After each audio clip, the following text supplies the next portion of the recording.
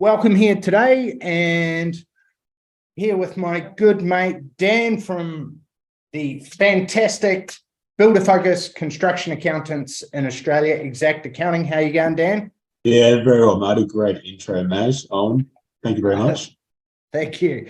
It's a bit of edutainment this morning, halfway between education and entertainment, so people don't fall asleep.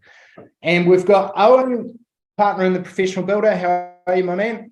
What is up? Fantastic. Good to be here. Looking forward to walking through profitable projects with everybody. I'm also looking forward to seeing some smiling faces this morning. And guys, if you're on the line and you want to get the most out of the workshop, then we need to know if you are falling asleep, you're looking down at your phone, or you're leaning in and going, tell me more, Marty.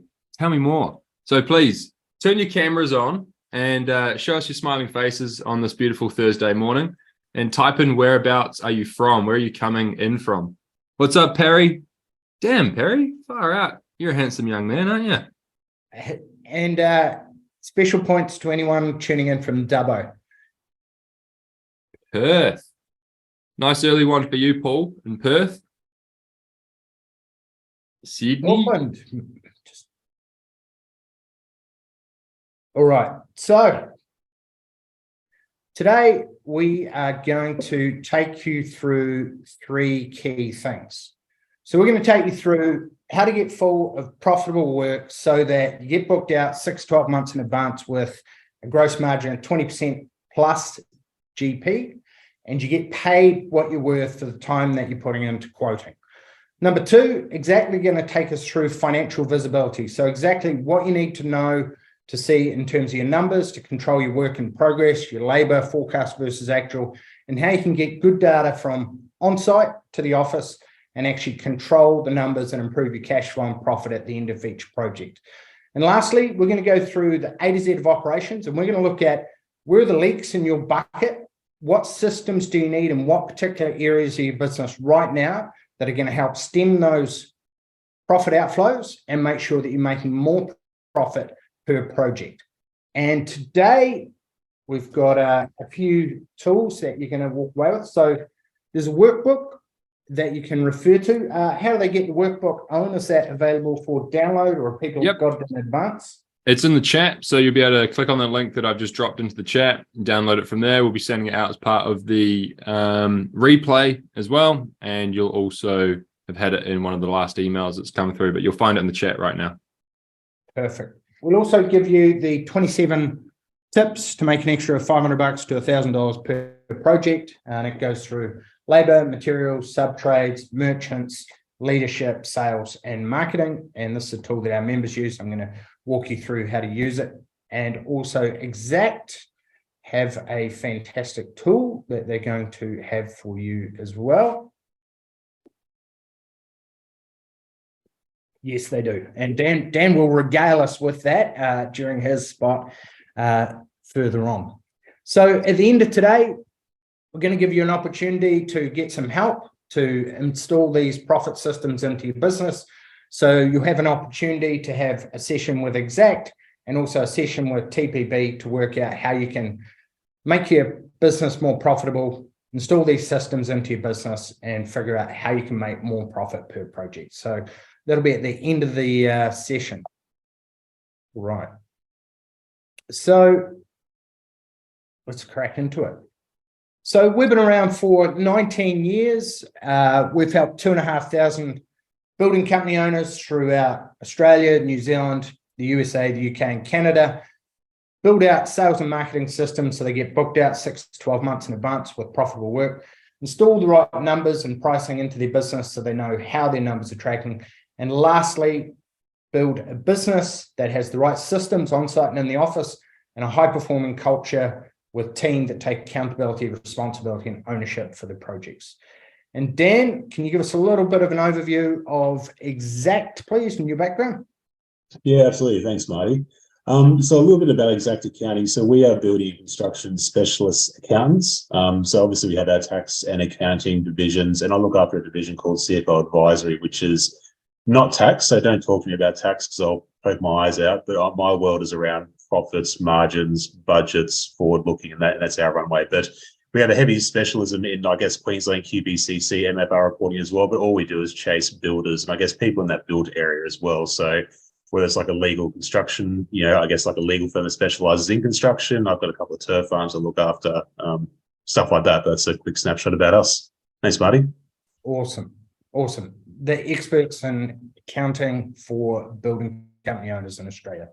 So there's a lot of stuff going on in the market at the moment, so that our members are seeing in terms of inflation is having a big impact. Prices are going up, material price rises are constant, delays of materials, interest rates having a big impact on not only homeowners being able to complete and fulfill their projects, but also on developers pulling out of projects that they've committed to. So you might be seeing in the market, there's less work. You've got to focus on winning profitable work and make sure that you're controlling the jobs that you're in. You understand your numbers, you control your work in progress, your team are dialed in to make sure that they're hitting their milestones, you're getting your progress payments. And lastly, that you're coming out of the job and knowing exactly where you went wrong, what you're going to improve for the next time to make it more profitable. So this should be an iterative process based on numbers, based on systems and ownership of your team, for plugging in the exact roles and the exact profit holes that you need to fill. So if you don't get this wrong, don't get it right, I'm sure you'll know other people around you that are struggling at the moment or having some challenges. If you do get this right and you install the right systems, you can be booked out 6 to 12 months in advance. You'll be able to quote for your time if you have the right procedures, processes, and scripts. Like Leon from Melbourne, he charges for his quotes. He's won 7 out of his last 7, so he gets paid for his quoting time. That then gets rebated off the job when people go ahead with it, and it means that he gets rid of any tire kickers, time wasters, or people who've just got a unrealistic scope of works versus their budget. So we want to make sure we've got a process in place of managing that you're only dealing with people who are a good fit for your particular services. Richard avoids competing on price. He's got 2 businesses. One's in Timaru, the other one's in the deep south in Twizel. And he's winning projects higher than the next competing people. And I'm going to walk you through his quoting process and exactly the tool that he uses to convert quotes higher. Nikki and Corey were doing labour only. They've jumped to full project work. They're going for great guns. And Brent in Sydney gone from 13 to 24 to 36% project margins by dialing in his process. So you might be saying, well, this sounds great, but I can't charge for my quoting time in my area. Lots of guys are doing it for free.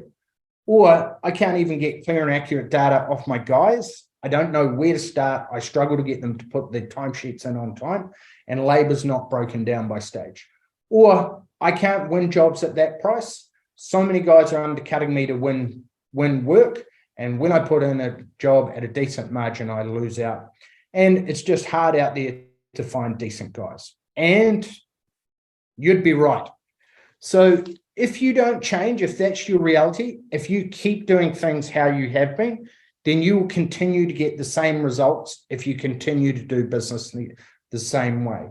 So the easiest way to make changes, or the simplest and most direct, is find someone who's doing what you want to do, has a system and a process that you can follow, that if you were to implement that same process, you would get a similar result, and then to simply execute the right things, as opposed to wondering, what are all the things that I could be doing and what should I do right now that's going to move the needle? So just like Leon, Owen, do you want to walk us through Leon's process a little bit? We interviewed him on our podcast a couple of weeks ago. He's a fantastic guy. Yeah, totally. So one of the first exercises we're going to do today is planning to win and making sure that you set minimum margins and understand what profit target you're aiming for. It's one of the key things about running profitable projects. And for Leon, that looked like starting before the job even begins. And we inspected his sales process, his marketing process, and found that the biggest opportunity was charging for his quotes. So there's 101 things to do when it comes to charging for quotes. But one of the key things that worked for him was just dialing in the scripting at the end of the site visit. And I'm paraphrasing the script a little bit, but it's like, hey, Leon, would you like me to walk you through the next steps of how we work with everybody? Sure, awesome, cool. So I'm going to take what you've told me here today. We're going to go away and put together a professional estimate. All right. This professional service of ours includes detailed timeline, accurate budget, and a bound booklet. We sit down with you one-on-one so that we're comparing apples with apples. And if we're not a good option, then we'll point you in the right direction. If we are, we can just start getting your project underway sooner. Now, this professional service of ours, professional service costs X, Y, or Z, and it'll be absorbed into the cost of the contract if you choose to build with us. You happy if we proceed like this?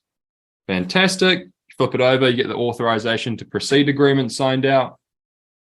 And that's kind of like in a nutshell. There's a lot more, there's obviously a lot more to it before you meet with them on site with the info pack and the presentation of quote from your marketing and everything in between. But, for Leon, that's translated through to sort of paying for the salary of his outsourced estimator and a bit of extra. And then also he's closed 7 from 7 at a much higher margin now. So Leon's stoked with that. And, we're going to be walking you through part of that process in just a moment. Perfect timing. Awesome. All right. Now, Richard, one of our boardroom members, guy's doing over 5 mil. He's got a high performing quote that he uses, and we'll show you what that looks like. It means that he doesn't have to compete on price to win jobs, just to keep his guy busy. And then we've got, what does your sales process look like? So how involved is your sales process? Are you using scripts? Do you have a questionnaire that you send out to qualify people to see whether they are actually a good fit? Do you have it mapped out what actually happens on site? Are you taking any of your sub-trades, your architects, etc., to the site visit? What do you send them in advance? So do you just show up and they ask you how much per square meter? Or are you sending an info pack that answers the 4 key questions that everyone has? Who are you? Who's your company? Can I trust you? And how specifically can you help me? So our members send out an info pack in advance. This helps give people a lot of confidence with frequently asked questions, case studies of similar projects, who's on the team, who's going to be in their house, what their guarantee is, who their sub-trades are, what their quality assurance checklist is, etc. And it shows some of the systems and processes that they have in place that ensures that the client's going to get the outcome that they say they will. That's then backed up with video testimonials, case studies, how we work with you video, and it really helps to pull back the curtain because quite often this is people's biggest investment of their life. And we want to make sure that they're well informed. We take the risk off the table and we show them that, hey, we've got a separate trust account where your money is going so that I'm not going to run off and buy a new Ford Ranger. So an info pack is a game changer. Then a step-by-step what you actually do during the site visit, and then how you go away and you actually get paid to be a consultant and you're able to charge for your quoting time, weed out the tire kickers and ensure that the people have bought into you, bought into your process, and you've educated and nurtured them as the preferred choice. Because not everyone is a Daihatsu driving or a price-sensitive buyer. There's plenty of people who are in that upper market that want to pay for great quality, a great process in order to get the desired outcome. So we want to make sure that we're giving them enough information to be able to make that choice, and it makes it that we're the obvious choice for them. All right, so just like Paul from Alpha One Builders, they're booked out 18 months in advance. They just landed a big project with 9 guys. They weren't the cheapest, and it came through having killer info pack, a systemized process for the sales, and they also get paid for their quoting time. Nikki and Corey got a smaller size business. They've grown significantly, gone from doing labor-only contracts to doing full project work, and their teams now tripled in size. The first place we start when we start working with anyone is we look at your numbers. And I'm sure Dan will agree that every business is a numbers-based business. Numbers are the language of business. So they're the inputs that we can measure and all that. So the outputs that we can measure in terms of our bank balance, profit and loss, and making sure that we're able to control those inputs to the best that we can. So when Brent came to us, he's based in Sydney. He was doing around 2.7 mil, had a low GP, 13%, overheads high, 11%. And I'm sure you can see the difference there is a low net profit. So first thing that we analysed is where are things going wrong? Where are the holes in his bucket? Where are the holes in your bucket? Where is cash and profit potentially draining out? So the first thing we did was we dialed in his pricing. So we made sure his pricing to a minimum target margin of at least 20%. We then looked at labour. So labour is at least 80% of the success of a job. And he was getting labour overruns through having some of the wrong guys getting jobs up out of the ground versus closing them off. They weren't hitting milestones all the time. Some guys were great, other guys not so good. So we dialed in labour overruns. So we were able to get that from 10% on a project down to 5%, down to 3%. And now he's able to keep it around that 3% mark. Then we factored in his overhead recovery margin to make sure that he was getting paid, covering all his overheads and being able to run the business. So you need to know your true numbers to begin with and make sure that your chart of accounts is set up correctly. If your chart of accounts is set up incorrectly, you're going to have poor data in, you're not going to be able to make the right decisions, and you're not going to be able to make the 80-20 of what we need to do to improve your profit. So what happened next? We got clear and accurate data on site. The guys reported their forecast versus actual broken down by stage. So we were able to say, hey, toolbox meeting on a Monday, the framing's meant to be 100 hours. We're sitting at 65 hours, but we're only halfway through. What are we going to do to pull back 15 hours over the next 3 weeks? Otherwise, no one's getting their bonus. Then we're able to track work in progress clearly. So we're not running off down to the Lambo dealership. We still know what we've actually done, what we've paid for, and what bills are still to come in. And then we're also able to track his subcontractors clearly. And it's not for nothing that he is also working with Xact as well. So the next key part is looking at where are those profit leaks happening. So we helped get his foreman to start triangulating and pricing the labour hours as well, so that the foreman's going to be up to 80% of the success on a job. And so if he's fully invested from the start in terms of the pre-construction meeting, looking at the contract, what are the inclusions, what are the exclusions, what actually constitutes a variation, and then he has ownership over the labour hours, and he's incentivized for those. So in this case, it was 20% of the labour saved. Then he's going to do everything in his power and act as if he's an owner to make sure that that project runs successfully. And so in the foreman's meeting, he would compare and contrast that foreman's projects with different foremen. So then we had a meeting, team goal, where we laid out, okay, here's the direction the company's going in. This is how we're going to win. This is what's expected. And here's how you win by getting on the same page and delivering projects both profitably, to time, to budget, and to the right level. So what impact did this have? So it made a significant difference in increasing its gross profit up to 24%, and we're able to maintain and control his business overheads by watching them like a hawk each month with his profit and loss versus his actuals each month, and we're able to make accurate decisions with the right data. So he generated an extra 326K in net profit into his bank balance. There's just one small problem with that, is that he's got a little bit of a tax burden now, but that's a good problem to have.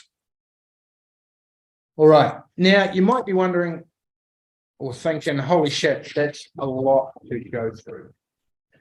And it is, if you don't have a framework. So we've got a framework that all our members go through and that we've made available for you to download as well.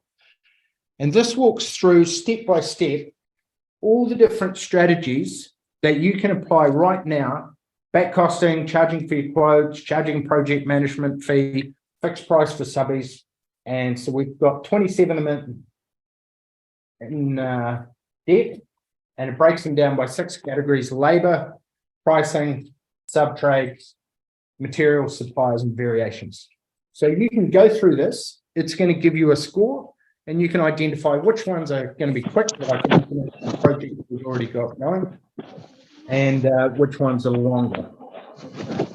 Owen, anything that you'd add on how people can access that if they've already? Yeah, the links in the chat box. We'll have it out to you afterwards, and I'll repost the link just now.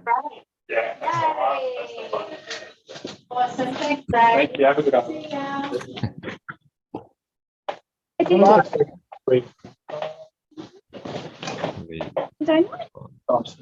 Find out who that is. Get them muted. If we could just mute whoever's saying goodbye to their family this morning. Yeah, I'll have a nosy around. I think it might be iPhone. iPhone 3. There we go. I think it might be sorted now. Okay, fantastic. All right. So you can try things the old way or the hard way by trial and terror, trying to figure it out on yourself. Think back 12 months ago. Are you on the fast track? How much further ahead are you? Or does it feel like business is a photocopy of the last year? Do you feel like you're on track, or does it feel like a photocopy of the last year? If you could just type that into the box, photocopy or hell yeah, I'm on fire. Get the hose.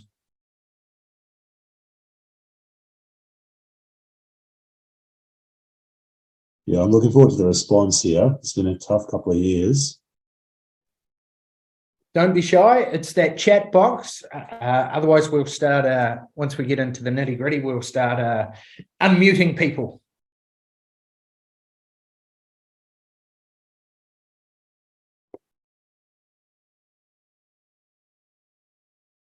Bobby, on fire. Of course you are. And I think you caught up with Owen in Singapore just recently. Julian, you're in windy Wellington, and I think you're partners with or working with Dave Kremer, who's in my car club. So small world.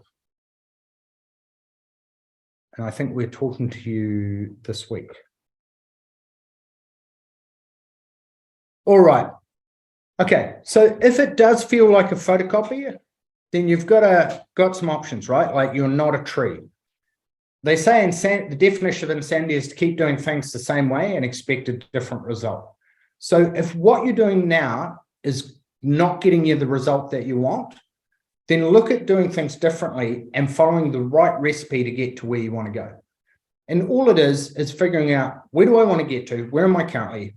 What are the systems and processes that I need to put in place? And who do I need to be to make that become a reality? You might be only one decision away from significantly changing your business and changing your life. And it can look massively different in the next 90 days with the right systems, process, and accountability, let alone where you could be in 12 months' time. It's just whether you're up to putting the effort in and making the changes to your business. So this is a fantastic tool that we use. It's only taken us 19 years to develop. It's in your workbook, and it's called the Roadmap. And it's really simple to use. So all you do is each month, our members go through it, and you can self-analyze. And you go through on the left-hand side and you say, okay, what size business is my business currently at? So if I'm at $3 million, I can go over to the scale side on the left. And then I can have a look and I can see, okay, cool. What do I have in terms of numbers? What do I have in place in terms of leadership, self, and business? And I should be able to go down each column and see, have I got all these in place? So do I have my profit and loss set up correctly? Do I know what my break even is? Am I doing daily stand-ups on site with my guys? Do I have a stop doing list for myself so I'm not working 60, 70, 80 hours a week and I can focus on working on the business instead of in it? Am I running weekly toolbox meetings with the right agenda and accountability? Do we have our variations process dialed up? So our members go through this. There's a training for each one. And because we've worked with 2,500 building company owners, we get best practice of what's working right now for, let's say, variations process. We then interview our members We get their step-by-step playbook, their systems, their tools, their scripts, their checklists, and then we make that available for everyone to use. So you're getting plug-and-play systems of what the top 5% are, so that you're not having to reinvent the wheel. So people usually come to us for one of two reasons: either one, knowledge, they're not sure what to do or how to begin or what they should focus on, or two, speed. They know what they need to do, but they just want to get there faster. And like Anthony Orker, who I think is just out of Adelaide, he said he's achieved his 5-year goals in 10 months by having the right plug-and-play systems. So, all right, let's do, if you want to open this up, you can have a look on page 5, I think it is, of the workbook.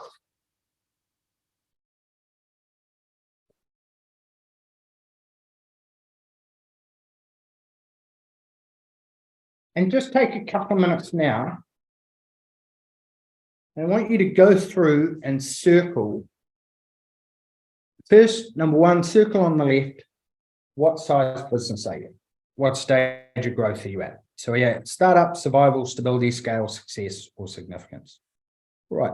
Next, take a couple of minutes and go through and look at which area is of your most concern at the moment. So if it's team and people, what I want you to do is go to the team and people and just go through and have a look and tick things off and see where are the biggest opportunities in my business right now that if I was to fill these gaps over the next 90 days would make a significant difference to make my business more profitable, better systemized, and less stress.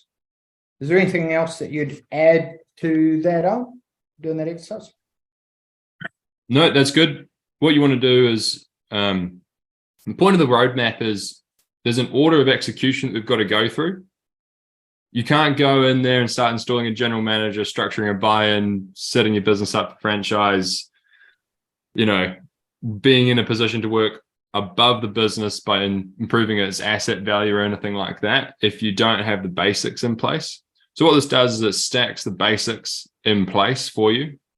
So like Marty was saying, identify your revenue level, identify your area of opportunity, which sounds easy, but sometimes can be a bit hard. So if you need help with that, then shout out. And then just like battleships, you want to line them both up. You should have all the systems below that in place and then be working to install the systems above that to earn the right to grow up the builder's ladder. You do not want to, we get many people coming to us that are 8, 10, 12, 15, $20 million plus that have some fundamental flaws in their business in terms of numbers, teams, systems, accountability. And that if we just fixed and plugged those, we'll help them go from 11, 12, 13% to 17, 18, 20%. And basically mean that they can hire people, they can work towards their business maturity date of what business success looks like, and remove a whole lot of stress.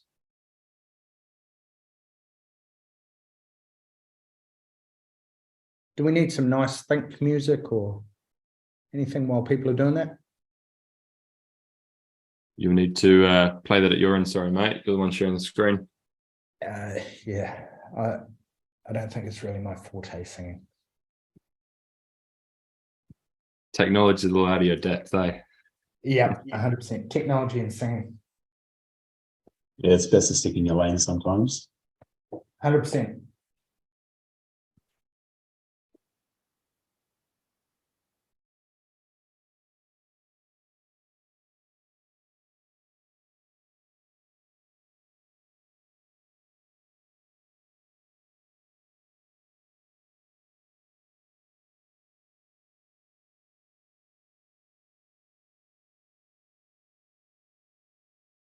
And quite often, we much prefer for people and our members to focus and to plug one hole at a time. So if that's sales conversion or leads or productivity on site or pricing, we much prefer to get that hole in the bucket plugged.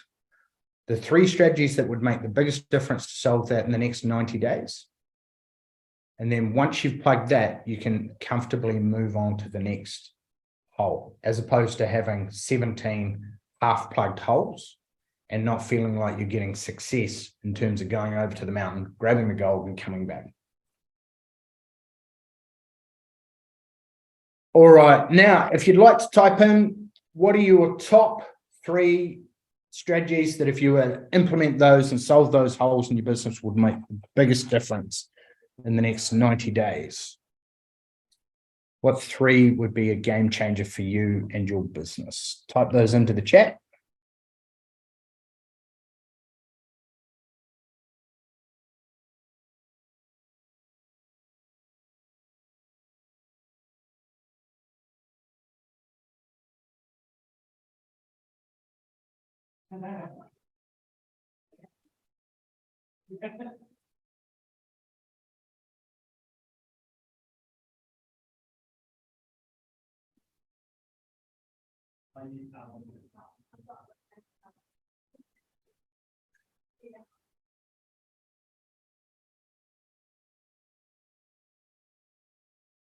Awesome, Simon. So streamline approvals, consultants, reliable labor and trades, and time to have trades estimates.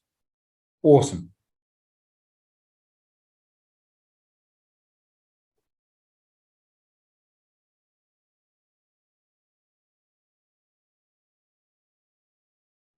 Levels of leadership, sales script, foreman, lead planning. Awesome. Weekly site meetings.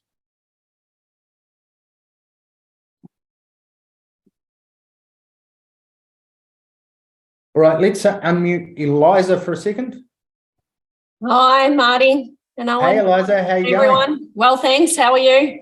Awesome. That's good. Awesome. So tell us a little bit more. What 3 things are going to make the biggest difference? So levels of leadership, sales script, and foreman lead planning. Tell us a little bit about that so we can unpack it with you. Yes, so we have just hired a foreman role and just really trying to increase the leadership within the team to allow Scott more time in the office doing the planning, which he's been able to do that pretty well, but we'd like to make it even more. So that's why we need to focus on that on site. Awesome. Yeah. So one of the things there is we've got the 15 key tasks that a foreman should be doing. And the key is to map out a plan have a sit down with them and map out a plan with them over the next 12 months, 2 years. What skills does he need to gain? Where does he want to go in life? Like, does he want to start his own company in 2, 3, 5 years? And then we can walk through with him. Okay, cool. So you're going to need to know project management, how to run projects. You're going to need to know how to do client meetings. You're going to need to know how to control the labor on site. You're going to need to know how to capture variations from the owner. You're going to need to know how to read plans. And we're going to map those out with them and not overwhelm them, but over the next 90 days, offload stuff off your shoulders. Yes. Onto his, and work with him with the right systems to make sure that he's dialing them in. He can do them with confidence. And so one of them might be a quality assurance checklist. Number 2 might be running the toolbox meetings. So we give him the agenda, he runs it, he gets this feeling of ownership, and he's going to be far more invested in the company. It's going to take a weight off you and Simon's shoulders. And it's going to make sure that you're able to be freed up and you have people that are participating and you get visibility through your numbers, reporting your labor hours back every week, forecast versus actual. That's probably the number 1 thing that I would get in place first if you don't already. Okay. And then ownership around the job. Excellent. That sounds really good. Awesome. Yep. So that forecast versus labor hours, just dialing that, and that'll be 80% of the success. Lovely. Thank you very much. Awesome. You're welcome. A lot of people saying like levels of leadership and things like that. It's really important to remember that, part of leadership is accountability, and accountability is made up of expectations, measurement, and feedback. So the feedback is your regular check-in with the guys, like your coaching session and your one-on-one that we talk about with your scorecard, right? The measurement is obviously their scorecard. Like foreman should have their top 15 tasks. You as the business owner should have your couple of key KPIs as well, right? And then expectations is just being super clear on what success looks like, what a DOD is, or definition of done, and just iterating and improving that job description each time you guys are catching up. So you're on the same page. Everybody knows what success looks like. So expectations, measurement, and feedback. You want to give as much feedback as possible and ask for it as well. You want to have clear measurement so that it's done or not done, not explaining away why it's kind of along the path but not completed yet. And then super clear expectations, a very dialed in DOD or definition of done of what that all looks like. 100%. And we've framed this up in a complete profitable projects process. So I'm going to walk you through in more depth exactly how this works. And why it works. I'll explain why it works first. So it's iterative. It builds on each of your projects and dials in each of your projects, labor hours, planning, marketing, sub-trades, etc.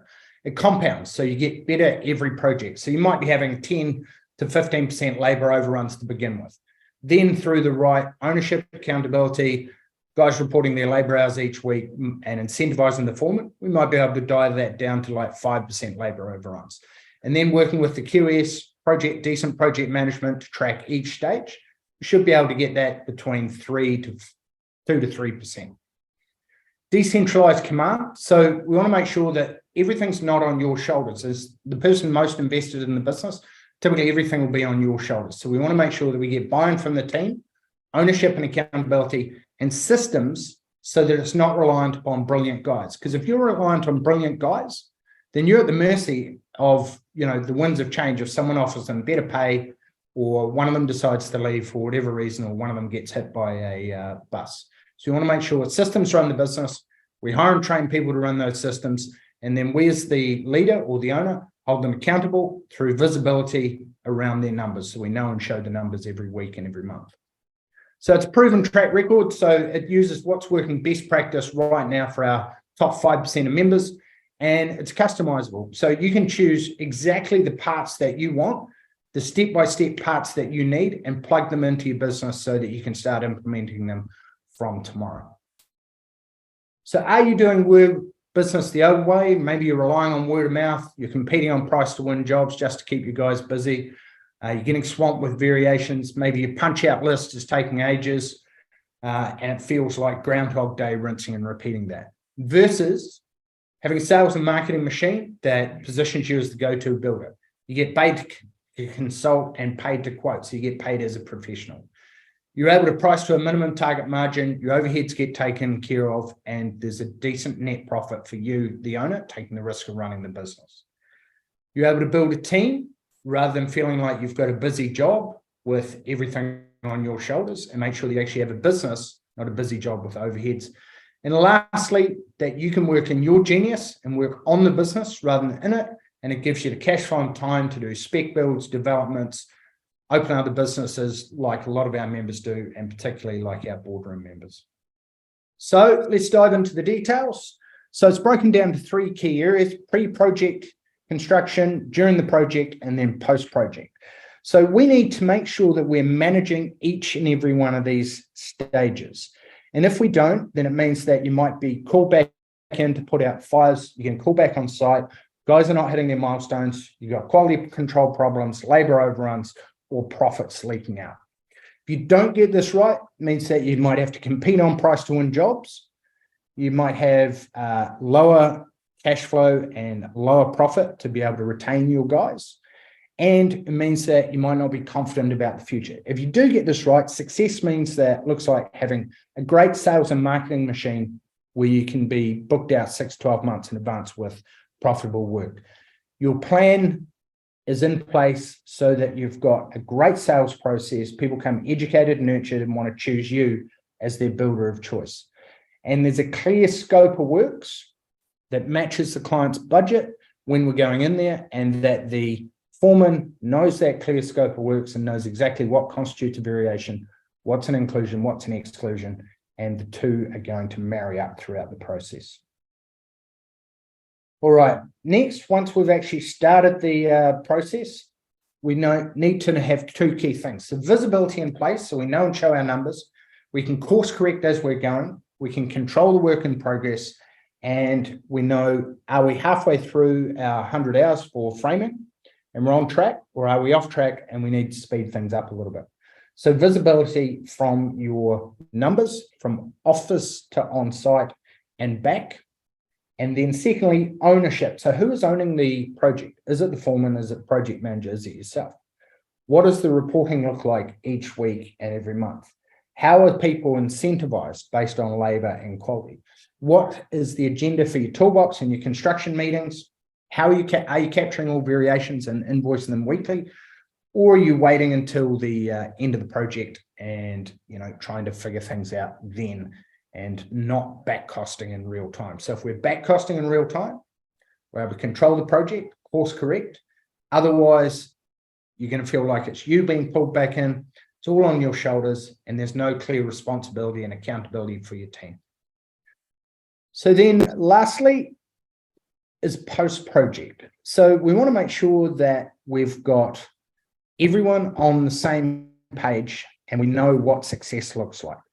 We know that we're able to back cost in real time. So we know how to fix any problems. We can work on the business rather than it.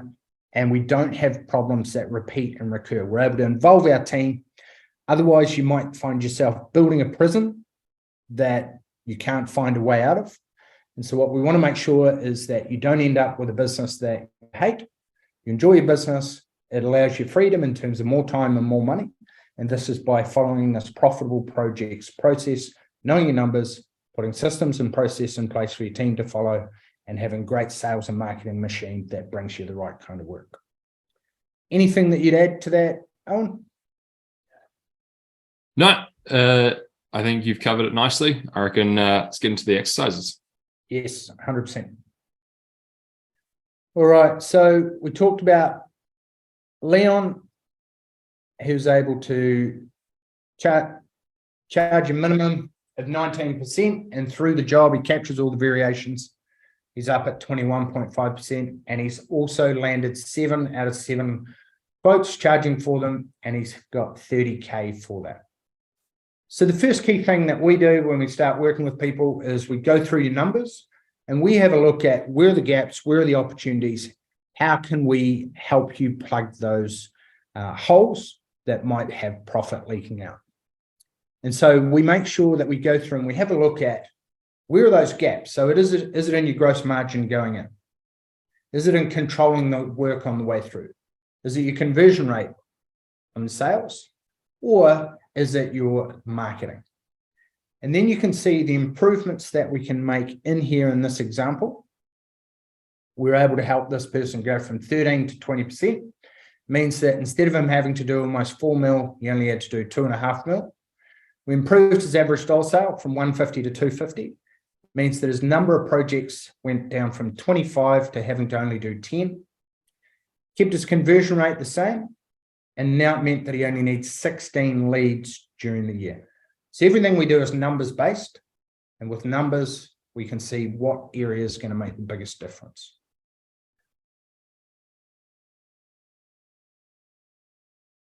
All right.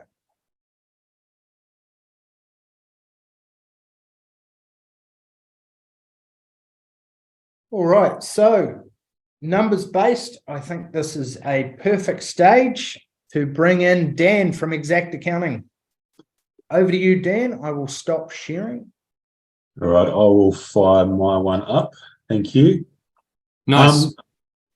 Look, guys, thanks. Oh, you got me? Yep. Yep. Good. Yeah. Marty, Owen, thanks very much for having me on today. And look, everyone online, thanks for carving out a bit of time to obviously work on the business. I mean, it's hard to sort of pull yourself from working in it to on it. But yeah, look, I mean, I'll push through my bit at a pretty decent pace. I don't want to sort of steal the limelight too much, but particularly my world and CFO advisory, I mean, I don't get too involved upstream with sales and marketing and all the rest of it, but where I get a bit excited and fire up is that as soon as you have ink on that quote or ink on that contract, and you go, well, I need to deliver this, I guess, this $1 million build. I'm going to charge a client 1.3, 1.4, and we want to make $200,000, $300,000 out of it. How do we sort of retain and defend and protect that profit all the way through. And you do that by micro measuring as well. So I'll touch on some of the levers about that. I just wanted to just to quickly touch on this one too. Budgeting for builders. We're doing a webinar in a couple of weeks' time, and look, having a budget. So I don't mean a budget, per build that you're doing, but I mean a budget for your business. I mean, builders operate on such skinny margins. I mean, if you're like a legal firm operating at 65, sort of 60% margins, you've got a bit more room to breathe. But if you're only sort of generating 20, 25% margins, and your overheads are running at 10 or 12, there's not very much that sort of pops out the bottom. So I just wanted to touch on a bit of a masterclass I'm doing in a couple of weeks. I'll gloss over it quickly, but this is what a rockstar level budget looks like. So this is a bit of a tool we're doing. 12 months forecast across the top, existing projects mapped out by claims, new jobs based on your leads funnel as well. There'll be a whole separate piece on this down the track, but projects mapped out, claims, costs are all built in, admin expenses. So we'll be doing a bit of a masterclass on this one as well down the track. But I thought I'd just sort of show you just quickly. There's a recording here as well if you want to sort of pull it apart, but what this looks like. But if you don't have a budget in place for your business, I mean, you are flying blind a little bit, and I highly recommend having a crack at one if you haven't done one yourselves as well. And you can start basic, or you can sort of do, I guess, like a supercharged detail one, because it's sort of like exercise. You get out what you put into it. And if you do a quick back of the envelope, you'll do it once and then park it until, Marty or Owen or I give you a nudge, or you can sort of put some serious time and effort and go, well, for the year ahead, how much money do I want to make at the end of it? Well, it's pretty simple if you map it out and then you measure yourself against and then go, well, am I on track, off track? If not, why not? You can start to dissect your business that way. So just a really quick plug around that one, guys. Super important, and there's a webinar off that one down the track. So building businesses. So in my game, we're all around about, I guess, financial visibility in your business. And I guess the question might be, well, how do I achieve that? So as far as getting visibility on your business, I mean, if you don't have visibility on your numbers and where you're heading, I mean, you're flying blind and you sort of, I guess, work and live day to day, week to week, month to month.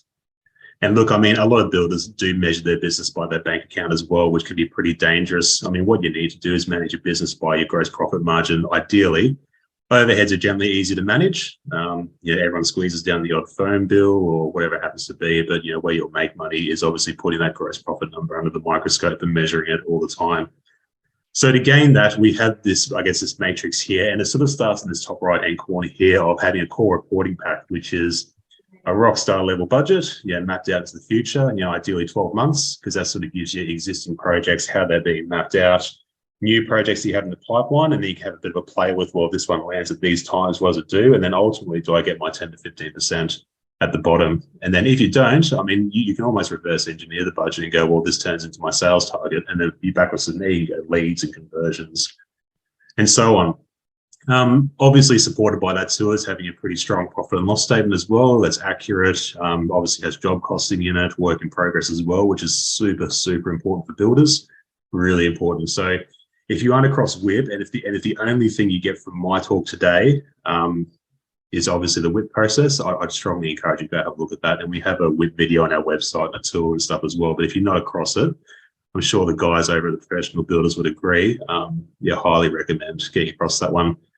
And then the final piece as well is just obviously the balance sheet. So I find a lot of builders, or at least a fair few people in business, really look at the balance sheet.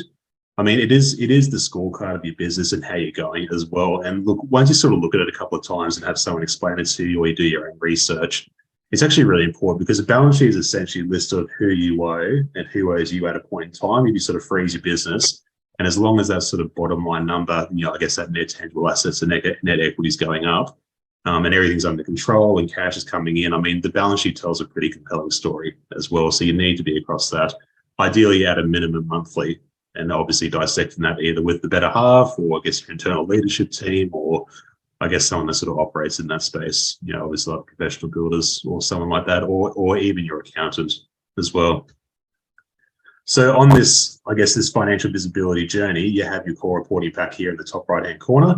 Next section down, I guess, is your estimating platform and discipline. So building quotes with defendable margins.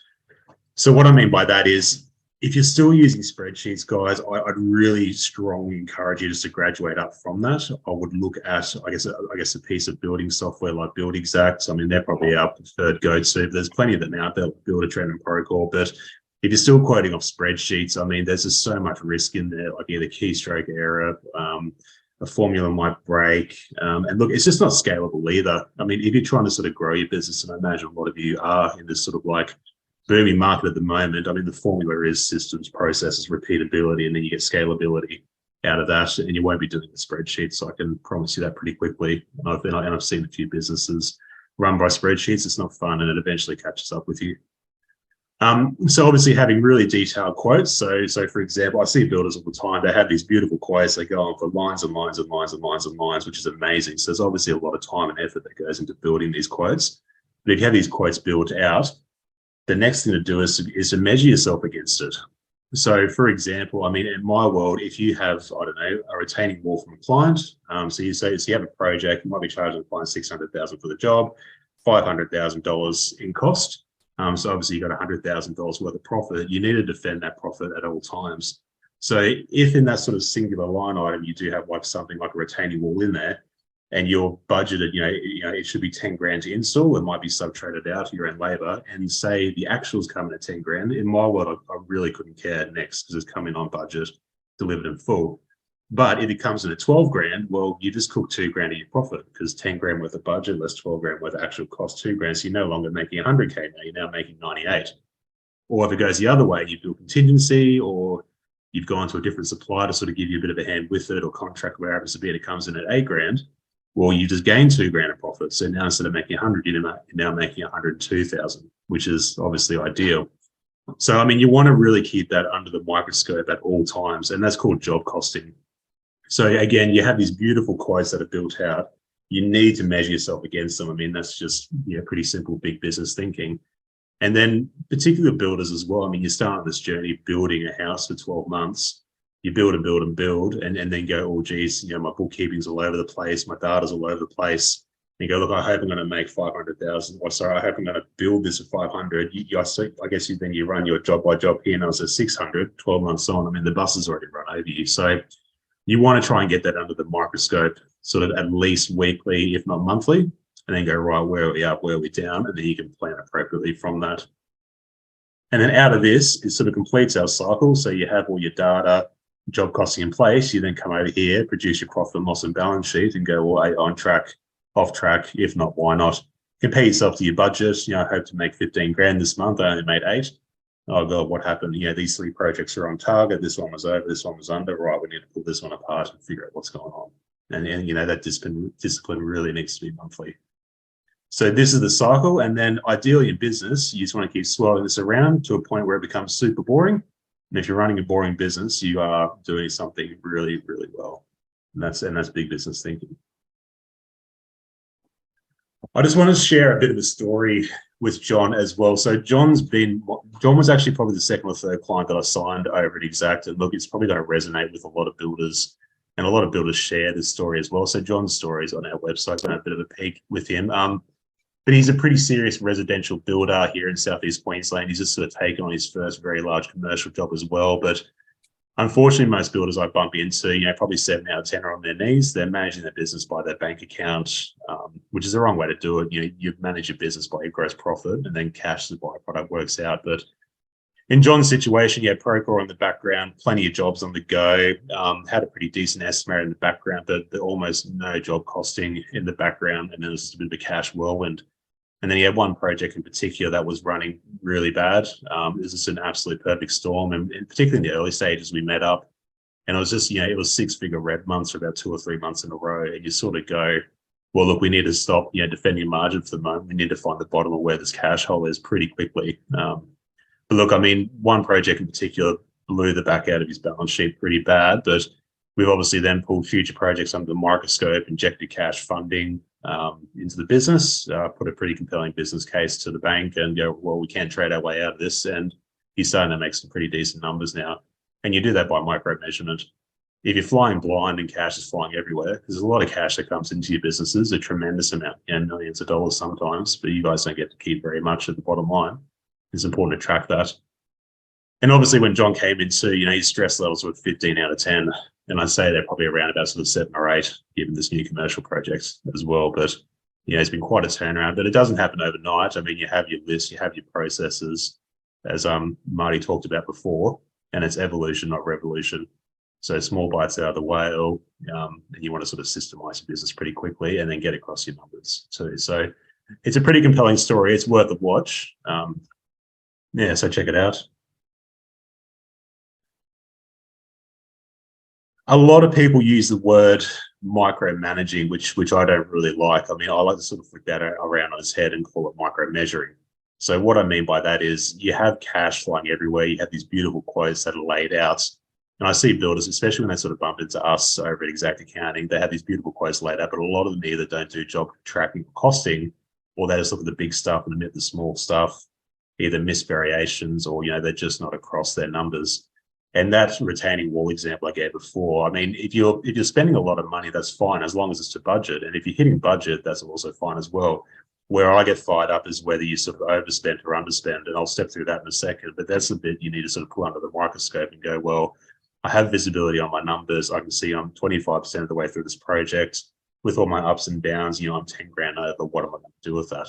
So you find that visibility by micro measuring in your business.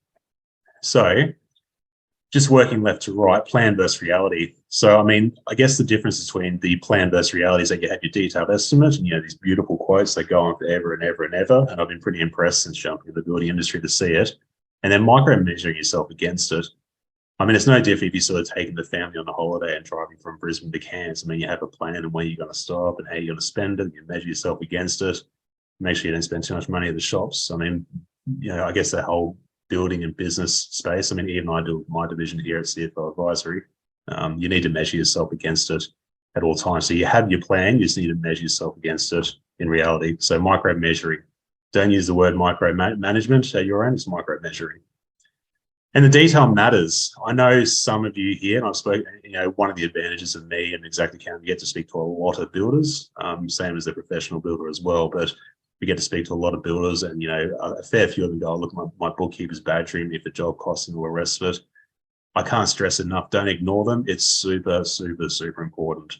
I mean, you spend all this time to win the quote and execute all the rest of it. And when the dust settles, you want to make sure that the 100 grand that you wanted to make at the end, you actually made the 100 grand or 150 or wherever it happens to land. So you need really good data, good details.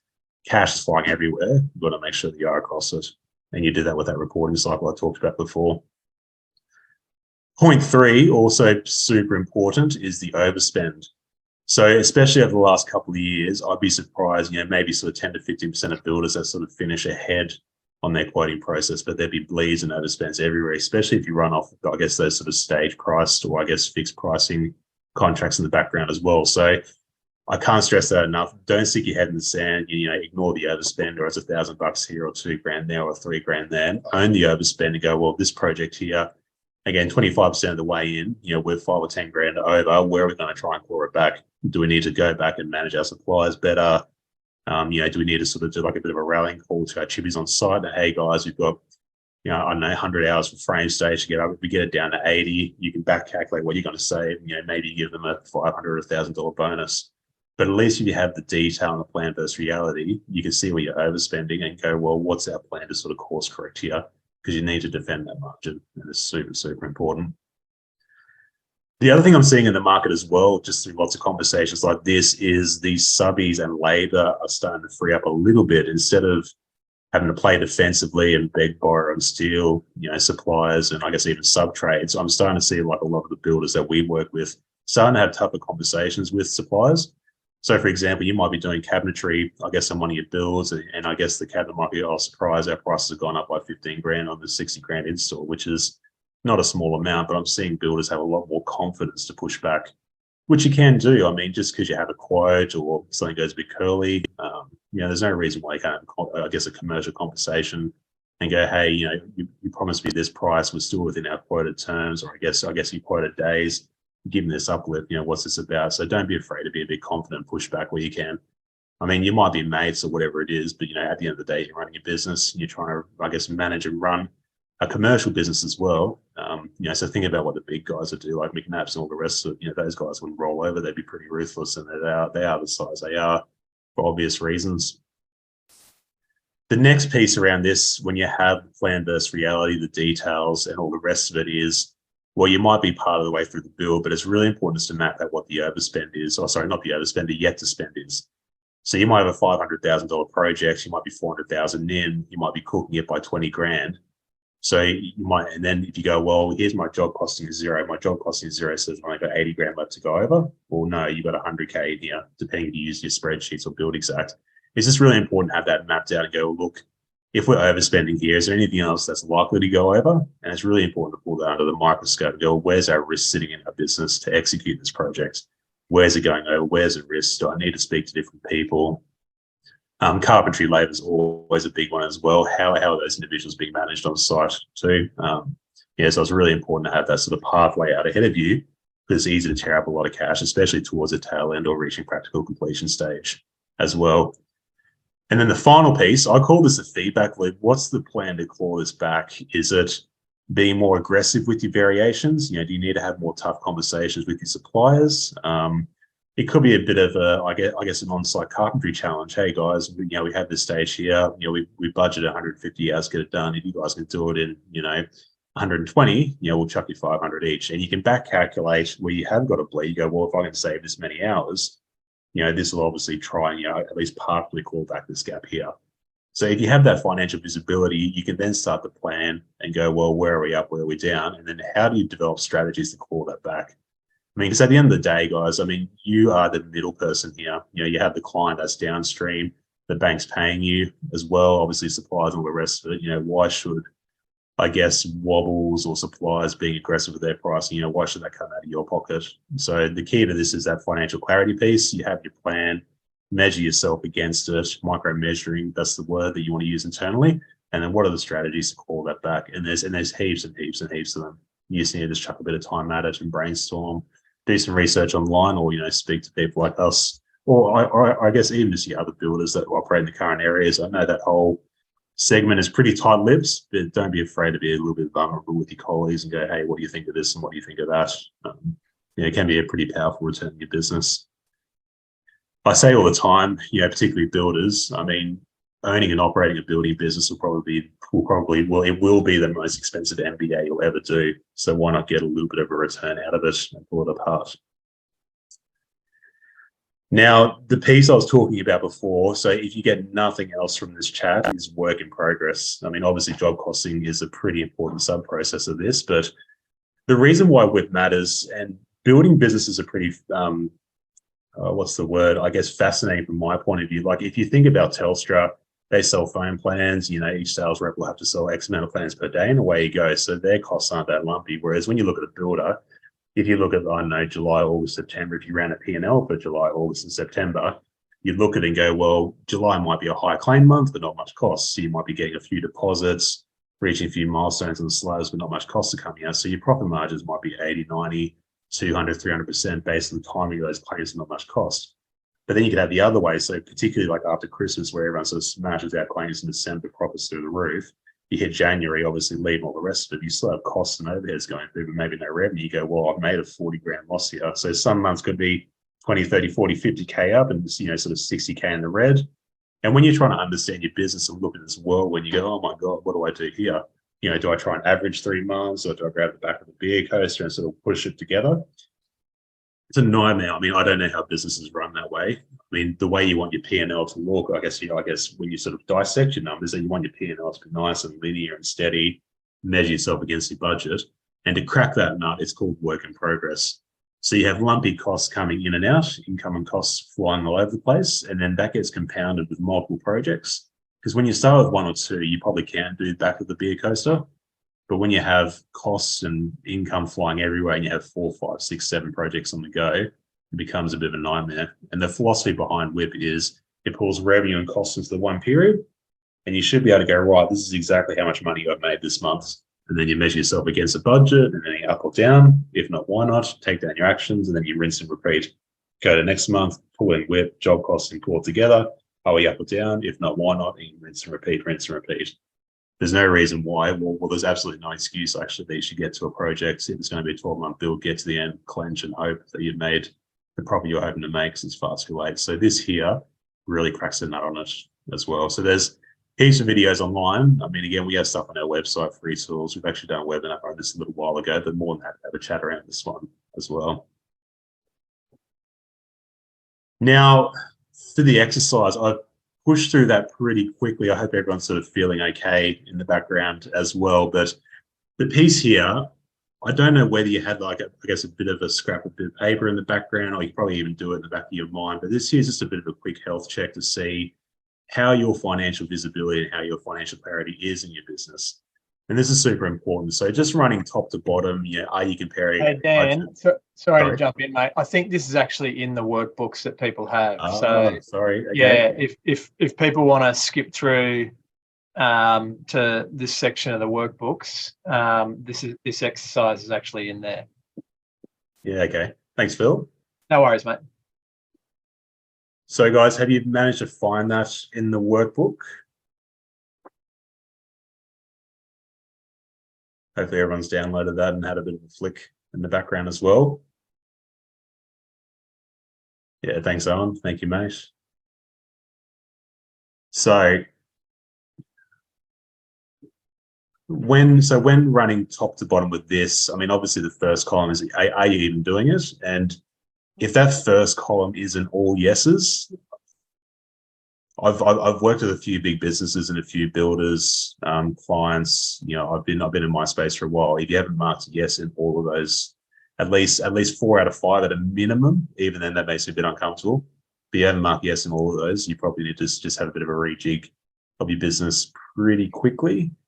And then particularly like with the accuracy around it as well. So are you comparing budget versus actual monthly? That can be by job or business wide. And then how accurate is it? So if you're putting anything below 9 out of 10 for that one, for example, I mean, builder margins only run at about 20 to 25. If you're putting 8, there's a 20% error rate in there. There goes your margin pretty quickly. So not trying to generate fear around this. This is just big business thinking. I guess you do the measurement, have the good data. Good data becomes good information. And then you get greater financial clarity.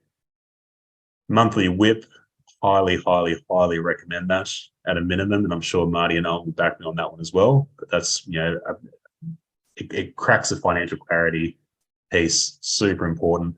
It can be a bit hard to get up and running, but once you get into the process, I mean, you know how it is, guys. Your partner might bother you to put your clothes away. You eventually do it. And you sort of just get into that behavior and that discipline going forwards. So I'll be in the background, do your WIP, or these guys will be, or, we try and brag to the back of WIP ourselves for our clients. Super important. Number 3, I ask builders all the time, what's your margin? And they say 25 or 20. I crack open 0 MYB and it's 12 or 13. I'm like, well, for starters, we have a bit of a language gap here first. I'm asking you, what are you actually pocketing? Because I know what you want to make. Well, the bit I care about is, did you actually make it? And then what happened in the background? So you have to know your margin, guys. Absolutely super important. Overspends, super important. If you're spending money and you're on budget, my world, I couldn't care. Move on to plan, great. It's the overspends you want to know about. And you don't want that bus running over you. And, 8, 9, 10 months later, oh, surprise, we're in the hole by 100, which does happen. I'm still sort of seeing in the background. And number 5 is just that, I guess, that data and invoice matching piece. Listen to your bookkeeper, or, listen to the better half, whoever it is. Put the effort into your business. It's just like exercise, guys. You get out what you put in, and business is no different. There's a lot of risk in business, but, there can be a lot of reward as well. So this is just big business thinking. So how did everyone go? Oh, and I think you're better at the rallying call here with whipping up. No the worries. troops, So type in your total score by 10, 20, 30, 40, 50. See, I am good at math as well, just like the accountants on the line. So type in your score out of 50, please. I suppose it'd be like a traffic light system. If you get 50 out of 50, you're probably wrong or lying to us or yourself. What do you think an average score would be that, if it's below, we need to rally the troops and sort of, get the fire engines out, Dan? What do you think is kind of like a below a score that needs inspection and needs attention?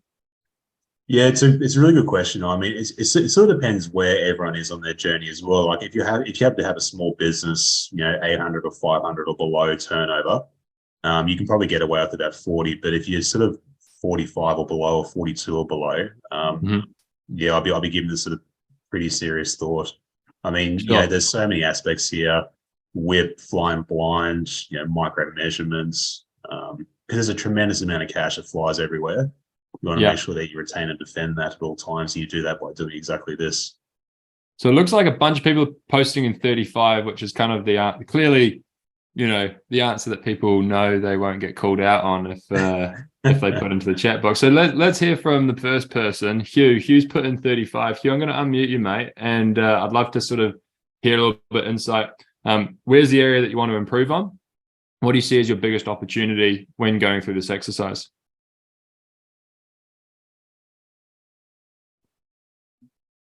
No, you caught him on the trot. Caught him on the trot. He's not there. Okay. No, I'm here. Oh, there he is. Yeah. What's up, Hugh? How you doing? Good, thanks. Fantastic. My current thing at the moment is that the data acquisition stuff going between the invoices to line items and catching overspend in real time. Mm-hmm. What are you currently using?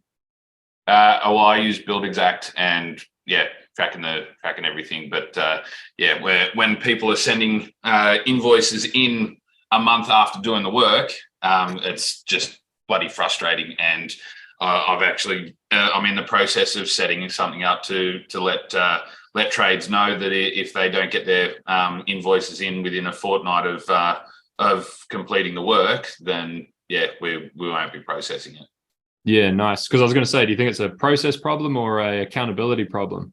Well, we've been going through it and just finding that it's predominantly it's trades causing the issue with their management themselves getting things to us. Nice. Yeah, sure. That's a great share, Hugh. I mean, I see that a lot as well. I mean, if you're not doing that micro measurement, you get to the end of the project, clench for about a month or two and go, geez, I hope that's all the invoices. And that's that yet to spend category I was talking about before, that future piece. I mean, I had a builder semi-recently, probably about sort of 6-9 months ago, reached the end of a project, thought he was done, left it for 2 months. Actually thought he was about 20 odd grand above his original margin as well. Put a 20 grand deposit down and ran. And then literally, I think about 4 or 5 days later, he copped a 20 grand air conditioning invoice. And his business is already running pretty slim. But that's exactly that philosophy. I mean, it's a bit of a silly purchase. In hindsight, we worked through that. But just say you had to spend as well just becomes so critical because you sort of get to the end, run your loose profit and loss, look at Xact and go, oh, geez, there's a couple of holes here. I hope that's okay. I mean, my view is that you have to, I guess, avoid that thinking. But I can hear you're already putting systems and processes in place, Hugh. So thanks for sharing that, man. Thanks for being a bit vulnerable on here. That's awesome. Thank you. Sure, no worries. Nice. So guys, make sure the first step of all of this stuff is always inspection and finding out where the holes in the bucket are. This is a great exercise to go through to establish exactly that. So, mate, fantastic. Thanks very much, Dan. Appreciate you kind of walking us through that. Yeah, thanks, guys.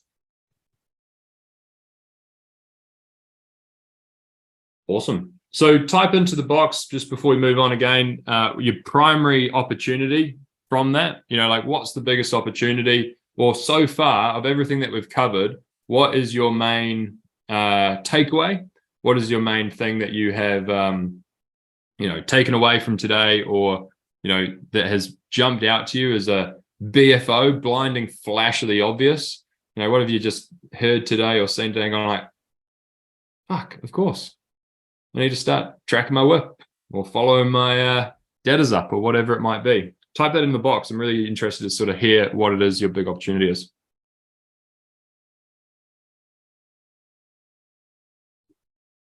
Brad, you've got Dan's number on speed dial shortly. Julian's going to be tracking WIP. Be more like Brent. BNB. Awesome, Jesse. Cool. All right, Marty. Takes down the home stretch. All right, bringing it home. So phase 3, thanks, Dan. That was awesome.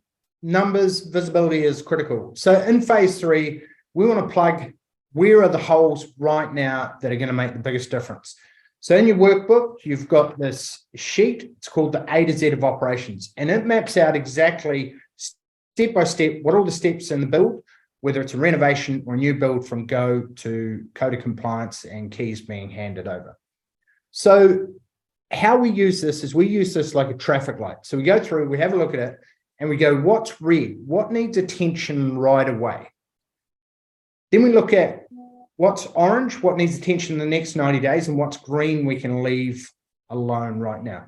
So Alvin came to us many years ago. He wanted to be able to systemize his business so that he could go away to Europe for at least 6 weeks. So he had a goal in mind. So we got clear, what does his business maturity date look like? What does success look like?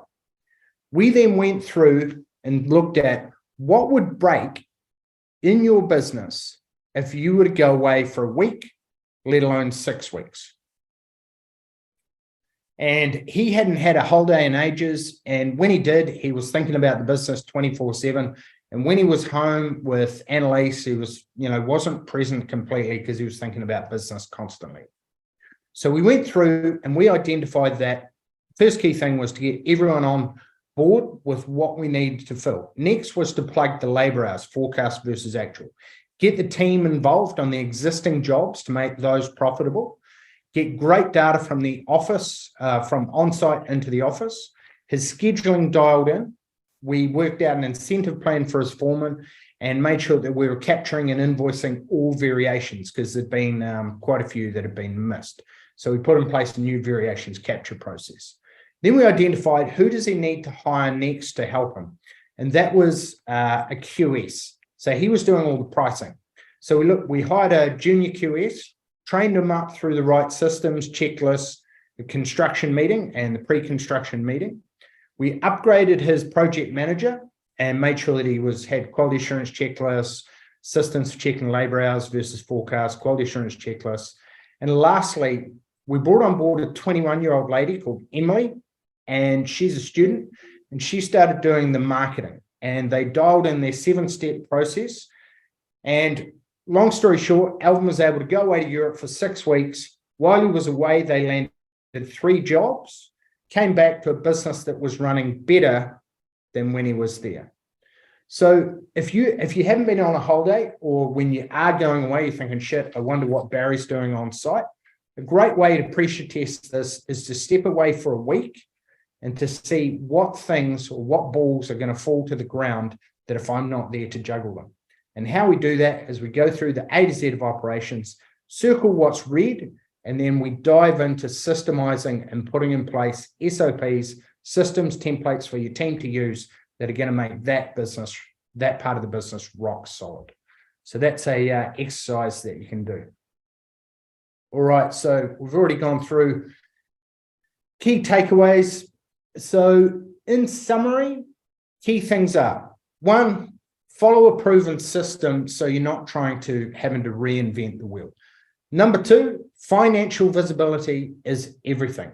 Make sure that you're getting good data from your team, what's happening on site, into the office, forecast versus actual. We can control the work in progress. We know exactly what profit we're making and where the gaps are that we can plug. Next, have a good sales process so you can charge for your time, the right scripting, right agreements in place. Be in a community of other building company owners that are doing the things that you need to do to get to where you want to go. And lastly, install the right systems in sales and marketing so you're not competing on price to win jobs. You have great pricing and numbers in place and you're getting good data. And lastly, systems run the business. We hire and train the right people to run those systems, and then we get data back where we can incentivize them and control the business overall and run the business by the numbers. So you've got 2 options. We've shared with you probably 5% or as much as we could during this last 75 minutes.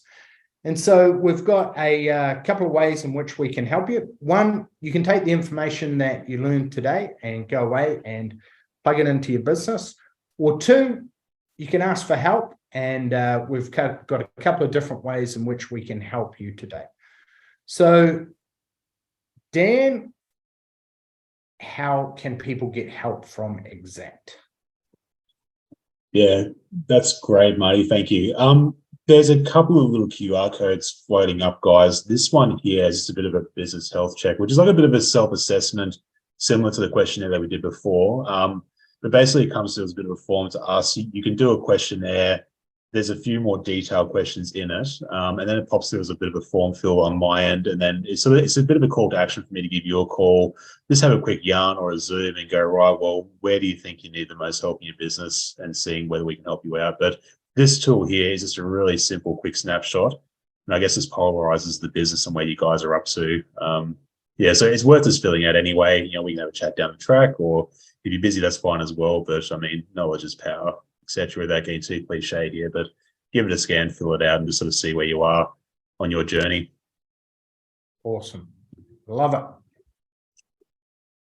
it. This one, yeah, I think we slotted this one in late. I love what I do, guys. I love the building industry, love having a yarn and all the rest of it. If anything that I said resonated, happy to do a free chat consult. If you just want to just pick my brain for an hour as well, what do you think of this? What should my margins be at? You know, I've got this bugbear I just can't crack. I mean, the idea of business is that you speak to lots of different people. They think lots of different ways, get lots of different answers and lots of different solutions. There's no reason why you can't chuck your commercial account in there as well, which is what I am. But if you're interested in a consult as well, you know, fill this one out or take a screenshot on your phone or something, and yeah, I'll reach out in the next sort of few days or a week, and yeah, load me up. You might as well pick my brain, and it's free, guys. Like there's no charge or anything now. I mean, I love having a chat with everyone. So if you want to us there, great. If not, I'll probably see you at the next webinar. Awesome. I love it, Dan. It's critical to know your numbers. So if you want to see what's possible for your business today with the right systems in place, we're offering at TPB a 60-minute profit finding session. In that, we're going to do 3 key things. Number one, we'll work out what does success look like for you over the next 90 days and in 12 months' time. 2, we'll put a customized game plan together for you with the right strategies for your situation, your business, and the areas that you want to plug. And 3, we'll plug your numbers into our profit calculator, and we'll work out how much extra profit can you make by putting these systems into your business and how much time you can buy back. So this is what our profit calculator looks like, it's what we showed earlier, and goes through and sees what's going to make the biggest difference between marketing, sales, systems, and what areas should we dive into right now. That's free. There's 9 of those available. There is a little weirdo test that we have. We can't talk to everyone because our growth specialists are flat out, and Owen and I will be talking to people as well as our coaches. We have a team of 23 people. So the first thing is book a call. We'll have a 10-minute chat to see, can we actually help you? If we can't help you, because we can't help everyone, we'll let you know politely and we'll point you in the right direction. If we can help, then we'll book in your game plan and we'll go through those 3 key strategies. But no weirdos. You know, I've got a weirdometer in the office, and you've got to be a good bugger, and you've got to be motivated to, you know, want to make some serious changes to your business and make some money. So, yeah, that's it from us today. I hope you've got great value. We're here to help. We love seeing people succeed. And do you have anything that you would like to add, Owen or Dan? Nothing else in my stage, guys. Look, thanks very much for carving out a bit of time attending. Obviously, I sort of use the phrase the lean in, like you're leaning into your business, you're leaning into this, you want to get a bit more out of it. So hats off to you guys, I guess, all on the call. If you have interest, you know, there's plenty of detail, videos, tools and stuff out there that, you know, I mean, I know I'm a little bit biased, but you'd be crazy not to sort of take up that QR or at least speak to these guys here, Owen and Marty, on the call as well. Because worst case, you burn it out. Best case, you know, you can sort of really course correct your business too. Yeah, 100%. I would recommend booking a call with both ourselves, TPB, and Xact, and seeing what's possible for your business if you get the right systems, the right numbers, and the right sales and marketing in place to really smash it and be around a community of like-minded builders, get coaching and help when you need it, and also accountability to make sure you're actually doing the right things that are going to move your business forward. 100%. Awesome. Thank you very much, gentlemen. ladies and gentlemen on the line as well, and part of the audience, thanks for your participation. Smiling faces. There is a link in the chat box for booking a call.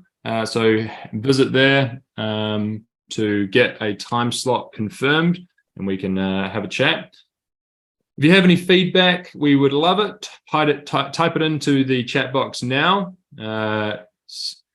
Share some love for Marty and Dan. Not that we're keeping track, but we will be awarding an MVP at the end of today. So we need to know whether we're sending a bottle of wine to Dan or to Marty for their efforts. Yeah, thanks for joining, guys. All the best. We have a bunch of things coming up over the next wee while. So Xact's got their webinar coming up there, and you can register at that QR code. And that's on the 20th of June. And then every week we run workshops with our members. We've got a financial thermostat happening just later today in 30 minutes, which is a pressure test of your numbers every single month. Got the breakout rooms happening for our members turning over 8 mil the week after. And we've got the complete marketing masterclass at the end of the month. So that's going to be a beauty where we take best practice of what's working now for our members and help plug it into your business. Yeah, awesome. Great, guys. That's us. Here's to your success. We'll see you next time. Hope you have an awesome day. Thanks, Dan. Cheers, Owen. See you guys. See you, everyone.